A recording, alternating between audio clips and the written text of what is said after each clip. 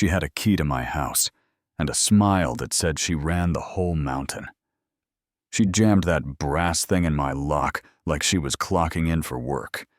It snapped clean in half, and she called 911 on me for trespassing in my own living room, yeah. That happened. I did what I've learned to do when life gets loud and wrong. I called the dispatcher, directly sent the receipts, breathed through the shake in my hands, while a small crowd formed at the curb like they were waiting for a show. My name's Evan Brooks. 7 months into a cedar-sided place on the edge of Redwood, Colorado.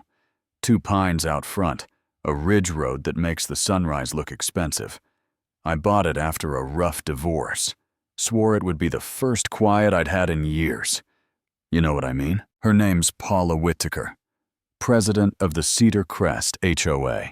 By her own introduction, a clipboard power walk. That tone people use when they've never been told no and believed it. She stood on my porch and said, "I'm here to inspect my property." And I said as politely as a man can, in plaid pajama pants, "Paula, this parcel isn't in your HOA. The line is Canyon Spur. I'm south of it." She rattled a ring of keys like a jailer in a western. Tried one. Frowned, tried again, leaned her shoulder like the door owed her money. Metal scraped. The key snapped. And that's when the theater started. She put her phone on speaker and gave 911 the full monologue. Licensed HOA president, dangerous male refusing lawful access, while my porch cam caught every syllable, and I felt that old divorce panic rise, the one that says you're small and wrong and about to be punished, but I had a card to play. Jules Ramirez, a friend from college, who now works dispatch. She answered fast. I can't change her call, but I can add notes, email me the evidence. So I paced my entryway, emailing a deed, a parcel map. The county reply that said no. HOA governs this address. A neat little timeline I'd typed up because I could feel a storm, weeks before it broke. Officer Nolan rolled up like a man who's seen 100 neighbor disputes and refuses to be the extra. In anyone's drama took both our IDs, asked one question that cut the air clean. Ms. Whittaker, do you have a court order authorizing entry? A writ signed by a judge? She blinked and said something about CC plus and Rs and community standards. He nodded once and said, civil covenants don't authorize forced entry. No writ, no locksmith. And you could actually hear the neighborhood breathe. Front doors cracked. Phones lifted. The peanut gallery assembled. Evelyn with the floral visor, who thinks clipboards mean truth. Ravi, the aerospace guy who solves life with rulers. And Mr. Hollis from the corner, retired public defender with a manila folder tucked like a sleeping cat. He didn't speak, he just watched Paula's smile tighten as the officer handed back her paperwork like it was a grocery receipt and told her to handle any claims in civil court. 2 days later, a certified letter showed up wearing its most official font. $8,000 in fines for 21 violations I'd never agreed to. Grass at 2.1 inches instead of 2.0 mailbox 3 degrees off center. Failure to display October decor. In October, even though I had a pumpkin on the counter, and nobody said the counter didn't count, the statutes didn't exist. The letterhead was almost right if you didn't know what right looked like, and the county clerk literally laughed when I read section 14.9.1. That's when Hollis opened his folder and told me a story that still makes my jaw clench during his wife's chemo. Paula threatened their roses with removal and fines. He warned her off with bar complaints, and she slithered away. Document everything he said and prepare for war. So I did what coders do when reality feels like a bug report with no repro steps.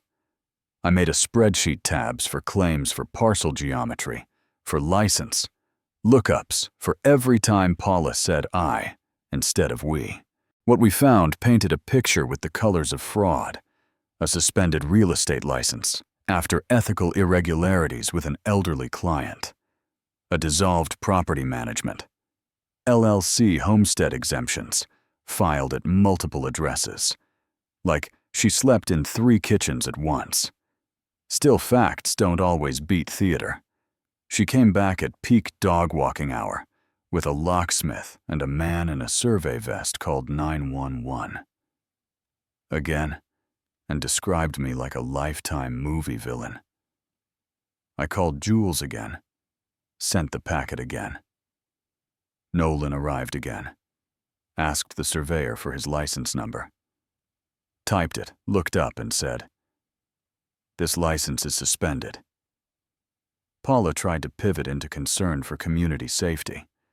Nolan stayed steady. No writ, no entry.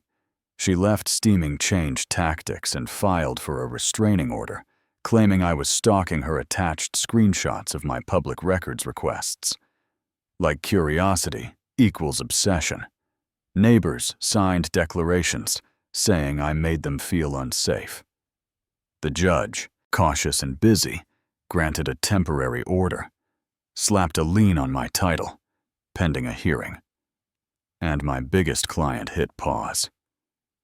When they heard under investigation, you ever watch your bank app and feel your stomach drop? Yeah, that. Hollis went to the hospital with stress palpitations, and I started collecting moving boxes I didn't want. Then Jules texted one line that flipped the board. Weird pattern. Same voice, multiple addresses. File a public records request. What days later? I'm at my kitchen table with call logs showing 7 911 calls in 2 years. Same caller, same script. Different properties, 3 counties, plus my ring cam. Catching Paula sitting in her SUV at 7:27 p.m. and rehearsing her lines. Make it sound urgent, remember to mention aggressive behavior. And if that doesn't feel like premeditation to you, I don't know what would. Hollis from his hospital bed. Because stubbornness is a love language in his generation. Dictated a motion that walked through homestead filings, voter registrations, utilities, and those 911 timestamps that made it physically impossible for Paula to be living where she swore she was. When she swore, the court gave us an emergency hearing. The room filled with neighbors who love a show and reporters who love an arc. Paula walked in with 2 lawyers and a jaw set like granite. She didn't see the 2 men in suits slide into the back row until it was too late. Hollis stood like gravity answered to him, and in a voice that never rose, said, "At 8:14 a.m. on May 3rd. Ms. Whitaker told dispatch she was the homeowner at Clearview Lane at 9:10 a.m. Under oath, she claimed she was at my client's address, conducting a compliance check oath. Cannot be true. He slid the logs. The filings, the state page with her license status marked, suspended in red, so bright it felt like a siren. The judge turned to Paula's surveyor and asked for his status. Suspended, pending appeal. The room inhaled Paula's attorney. Tried to dress it all up as real estate complexity. The judge's eyebrows said enough. And when Paula finally spoke, the mask cracked. "I've kept this community safe for 30 years, she said. If that means bending rules to protect value, then I will." Her voice climbed. She pointed at me without pointing. The judge tapped his pen and said, "This is not a referendum on your feelings. It's a question of facts." The suit stepped forward, flashed badges, identified a federal mail and wire fraud investigation involving HOA impersonation and forced sales. Today's contradictions closed their loop. Handcuffs sound softer than in movies. More final, she didn't look at me. She stared at the space above my head, like there was still a line she could find that would make the scene obey her again. The paper cleanup took longer than the applause. The restraining order vanished. The lien lifted the court awarded enough to cover the fees that had been swallowing my nights. My title cleared in writing.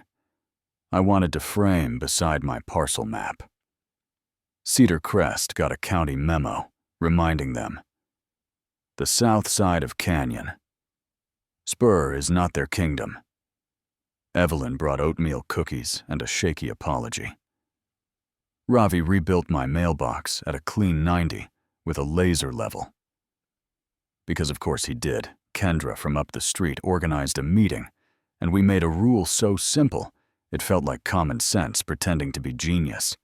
If anyone claims power, they show a badge number, a case number, or a judge's signature. No more curbside theater. As for Paula, the headlines were loud for a week. License gone for good 18 months in federal custody, with supervised release restitution ordered to victims across counties. Her old business card and that broken key ended up in evidence bags. Not trophies, just reminders that arrogance plus paperwork can turn into something sharp if nobody checks the edges. People ask if I felt triumphant. I felt tired and clear, like I'd finally remembered my voice after whispering for too long, like I'd moved my life back into my own hands. Little by little, cup of coffee by sunrise, framed parcel map by the door, quiet, that didn't ask permission. I won't pretend the ending is neat. The state's drafting new fire safety rules that might hand HOAs more teeth. Some neighbors cheer, some worry. We're handing clipboards to 1,000 small tyrants. Maybe both sides have a point. I like houses that don't burn. I hate rules used as weapons. Maybe the trick is proof. Real authority has numbers and oversight. Fake authority has confidence and a printer. So here's my ask. Drop a comment. Tell me where you land. Was Paula a one-off grifter, or a symptom of how we treat titles like truth?